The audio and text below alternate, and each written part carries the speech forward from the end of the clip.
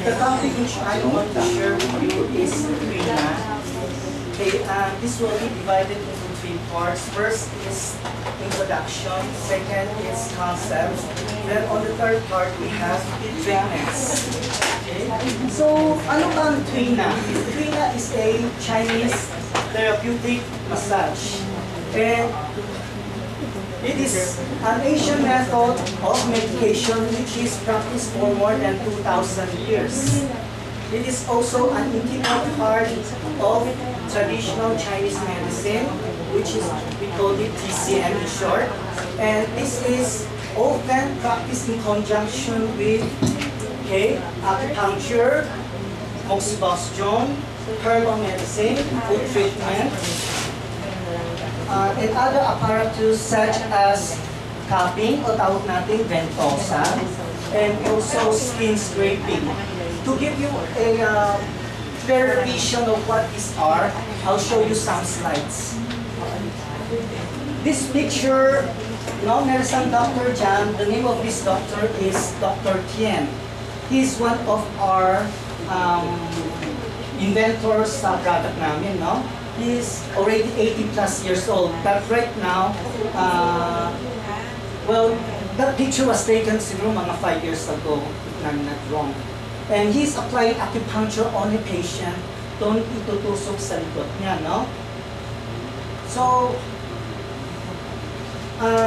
the needle is inserted into the body for stimulation. That's acupuncture, no? Gagamitin ng karayong. Fine, very fine needle. Then,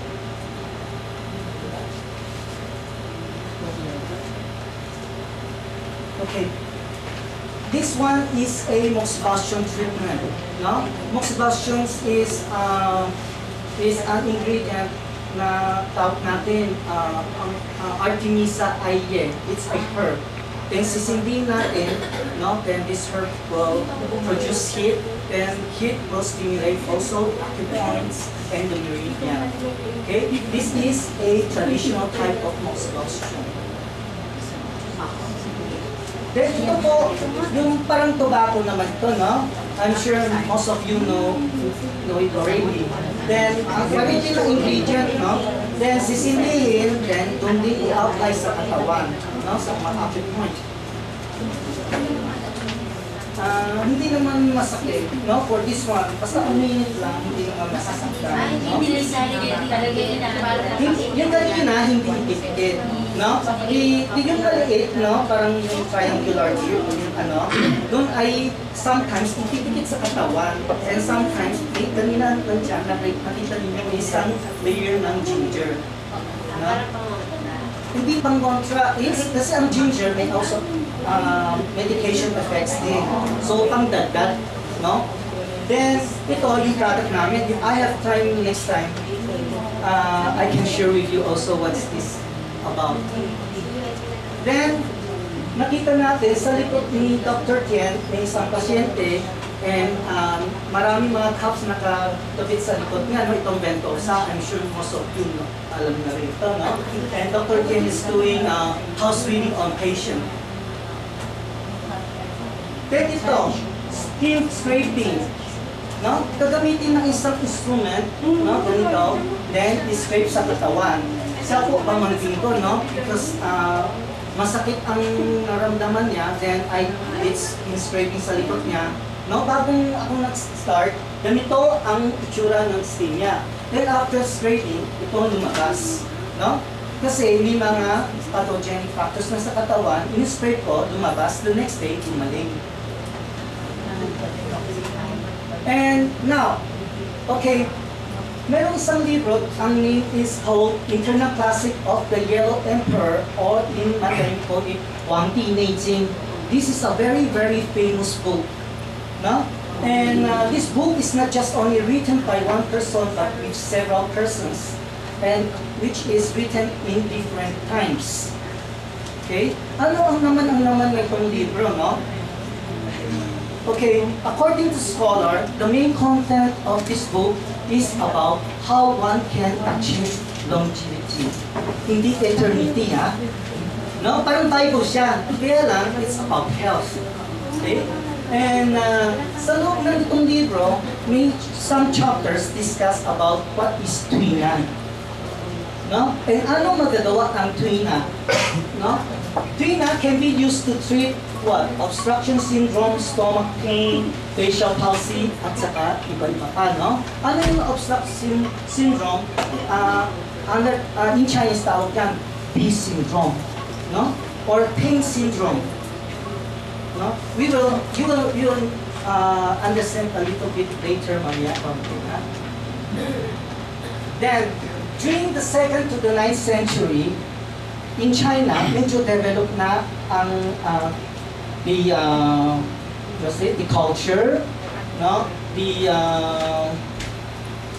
economy at that time, and also transportation and communication. Itong period na-introduce, no? Tuina as part of traditional medicine to mga ibang bansa. So there's exchange of culture during that time. Sa mga bansa, no? To Japan, to Korea, to Arab nations, at saka iba pa, no? But I'm not quite sure if our Pinoy Hilot is related to tuina or hindi, no? And right now, tuina is already internationally recognized, okay? And maraming mga Western doctors nag-aaral ngayon. And there are even universities outside of China are offering TCM courses, no? Especially in USA, in Canada, in England, at saka ibang mga Western countries. No? Dito sa atin, meron na rin, pero it's just only a part of that master degree sa UERM. And, well, when I was in China, inside the campus, I saw a lot of Western doctors when they're for training.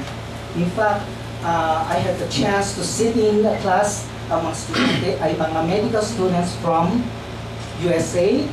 They had 3 months training there, no? May chance na ako nag-sit-in sa isang meeting nila, and there I observed how foreign classes are conducted, and I interviewed also them, no?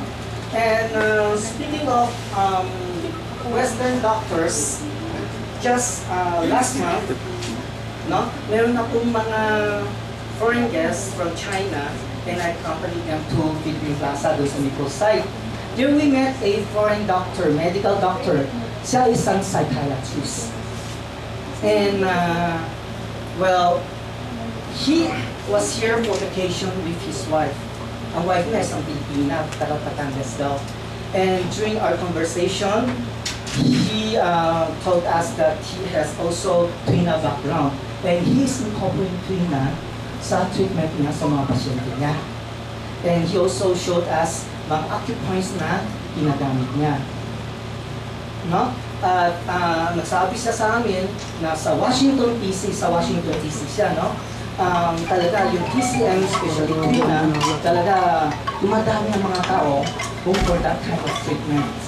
Dahil because of its effectiveness. And, okay.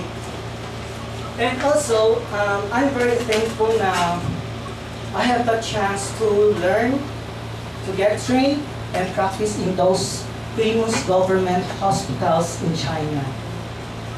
And the normal working, well, of course, I have to thank the one in Beijing, the Wangjing Hospital, and also the one in Harbin, doon sa may Heilongjiang, their traditional Chinese hospital also. And when I was there in the tuina department, no, usually, ang normal working hours namin is from 8 to 5 in the afternoon. Pero as early as 6 o'clock in the morning, marami na nagpipila dyan. So we have to work there earlier. And, well, ang department dyan, ang specialty niya is cerebral palsy. So mga bata, karamihan ang mga pasyente namin. So, mismo, marinig mo sa mga magulang o mga lola nila na nagsasabi from their mouth mismo, no? Mabilis ang recovery ng mga bata. No? In fact, there are cases na Pag hindi mo kakausapin yung bata, akala mo normal na normal.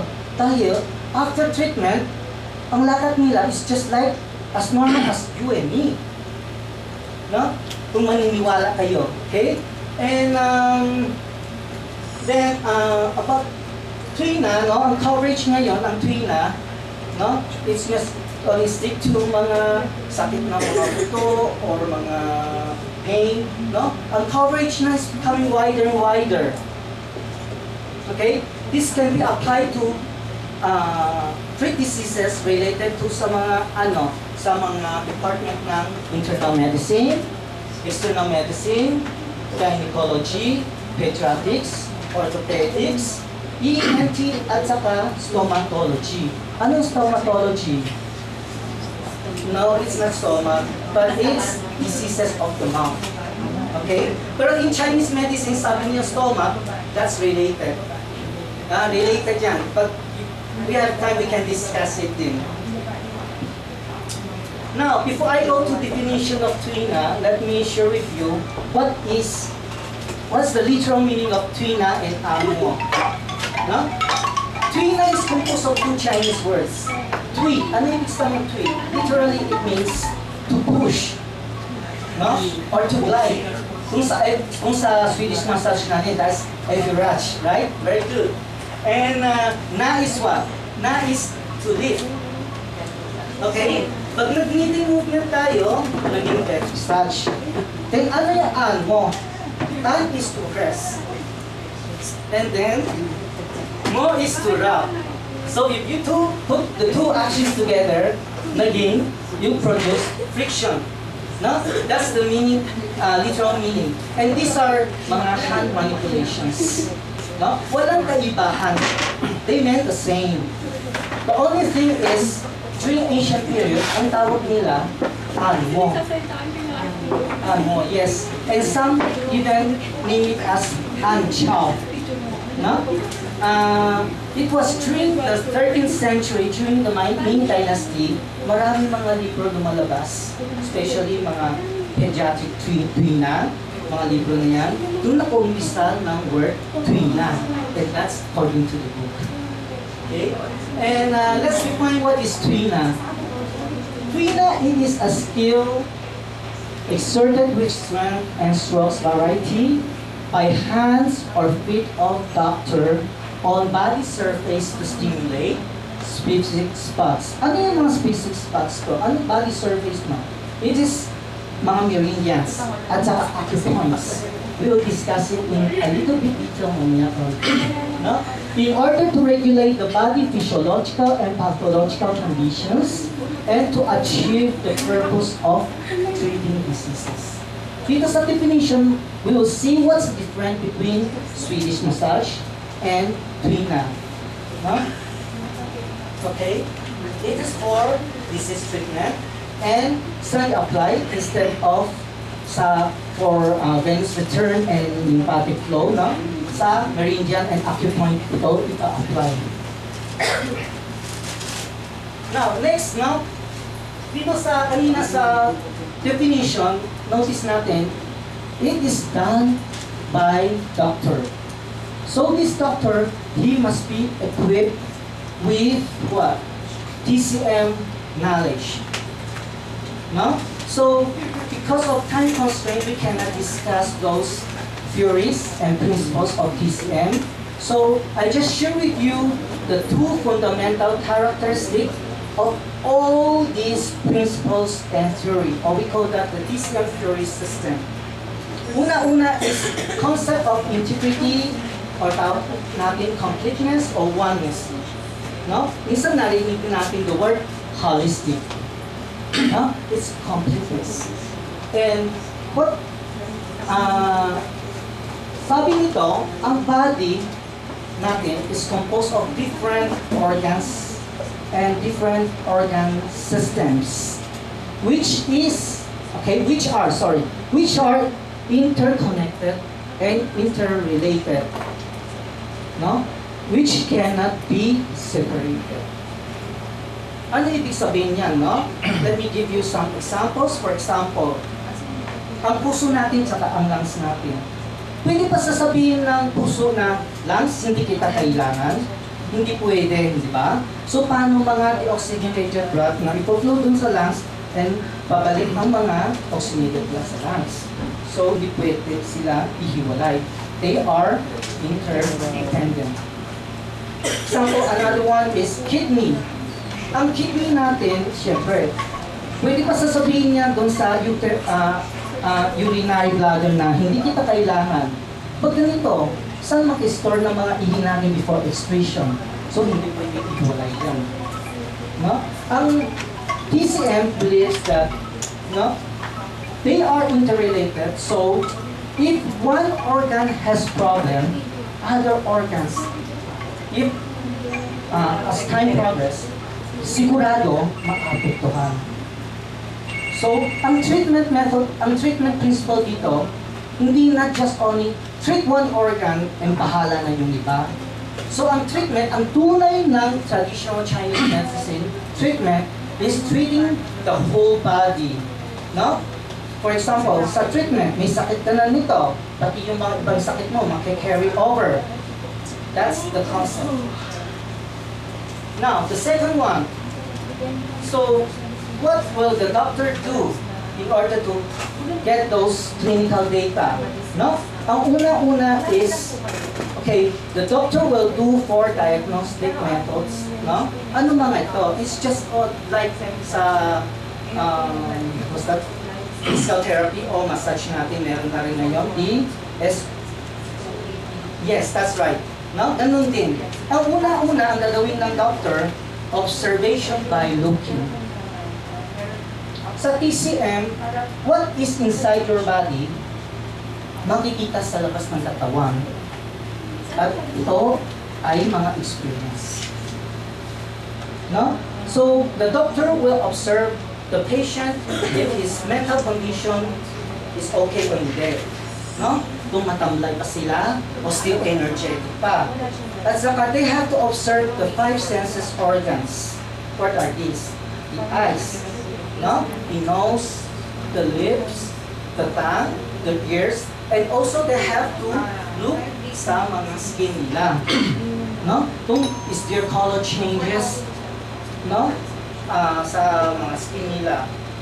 And also the quality of the skin.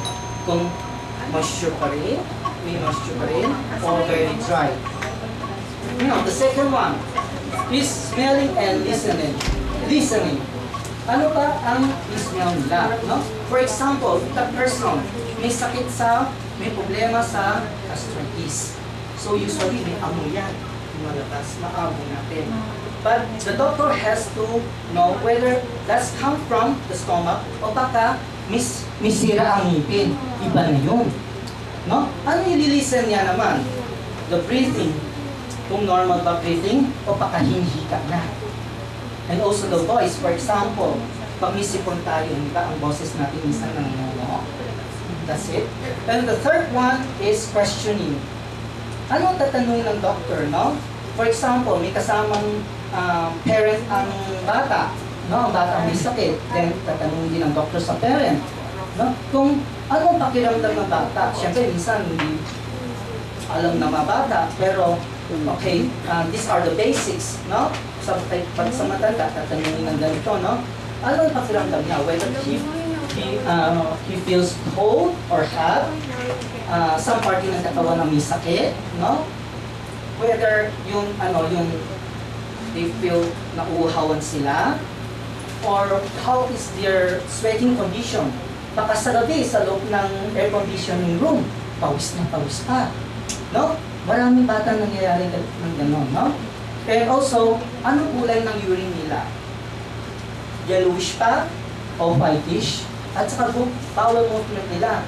Kung ba ang bowel nila ay matikas or wet, di ba? So, also to ask the medical history. Pag babae, tatanungin naman yung menstruation pattern nila. Ito ang mga questions na for asking. Then the fourth one is pulse reading and palpation. So, when it comes to pulse reading, there are 28 characteristics of pulse. Okay? And there are sa Chinese, no, TCM, meron 3 pulse on the left side, dun sa may wrist natin, and 3 on the right, no? Tapos, ang pulse reading, pwede natin i-test the characteristic of the general body condition, and also each pulse represent an organ. Malalaman natin kung which organ ang may problema. Then, sa palpation, no? Ang doctor ay parang tayo as massage therapist, habang nagmamassage tayo, we will notice which part of the body ng client natin ang may problema. So, there are physical changes, no, sa mga body part natin. So, as a massage therapist, very important ito ang sensitivity ng kamay natin. Speaking of pulse reading, just 2 weeks ago, I was in a restaurant. I met a friend there. And my friend told me, because he knows I have some traditional medicine background, tanong na sa akin na, nagsabi siya, napunta siya sa isang Chinese doctor. At yung Chinese na doctor, ang pulse reading niya, ibang klase. Paano? No? Instead na dito sa wrist area, ang pulse reading niya, dito daw sa kamay, sa palm. Tanong na sa akin, will it be accurate? Ang sabi ko, possible. No? Possible because I tried it myself. Pero ang hirap, kailangan sobrang sensitive, sobrang kailangan mind talaga, concentrated, saka talaga relax ka, saka mapipil mo the general condition, no? So pulse o kaya saan ihahawak tayo, doon ay may mga meridian din. No? So mapipil mo, pero hindi ka naman kasi. Then, sabi niya, accurate ba ito? Sabi ko, maaari. And, pero sabi ko sa kanya, maybe your doctor, no, before he did the pulse reading, nakikita na niya sa mukha mo through observation kung ano ang problema mo. Or, while he is doing this, tinitingnan niya na palm reading. Totoo ito. No? I had also gone through these trainings. Tinitingnan yung palm, kasi, yung ba sabi natin, anong nangyayari sa loob ng katawan natin, yung mga sakit, na-review sa labas ng katawan natin. So, may mga signs and marks yan. No? So, sabi niya sa akin, since you have konti Chinese traditional medicine background, marunong ka ba mag-observation? Sabi ko sa kanya, ang nakita ko sa mukha mo, may problema ang stomach at saka yung spleen mo. No? He got at least. And sabi niya sa akin, that's his problem. And this was his problem ever since he was a child. No? And speaking of pulse reading, ang nagturo sa akin is a vice principal of Hubei University of Chinese Medicine. Sabi niya sa akin, it took him 6 years to learn pulse reading. And last year when I was attending a forum, meron isang almost 60 years old na ang doctor nito. Nag-share siya ng experience niya. Sabi niya, before nagpa-pulse reading siya, huwari lang. Nagpapakitang tao. No? It was during the last few years, sa kanya lalaman kung ano talaga ang pulse reading. Then, after gathering all this information through these 4 diagnostic processes, malalaman natin, no, kung anong klaseng syndrome ito. Whether it is yin or yang, no? Interior ba ang sakit niya o nasa exterior? Ito ba ay cold or heat? Or it's a deficient or an excessive syndrome? Okay? We have, so in order to know this, we have to know how to diagnose. Now, according to TCM, no, ang perspective, Bakit mga tao, may mga ibang tao na laging mabilis na pag may sakit, may epidemic, madali din sila, no? Matamaan. Bakit? It is due to poor immune system. No? Mahina ang defensive system nila. So, wala silang resistant to fight against these pathogen factors that cause disease.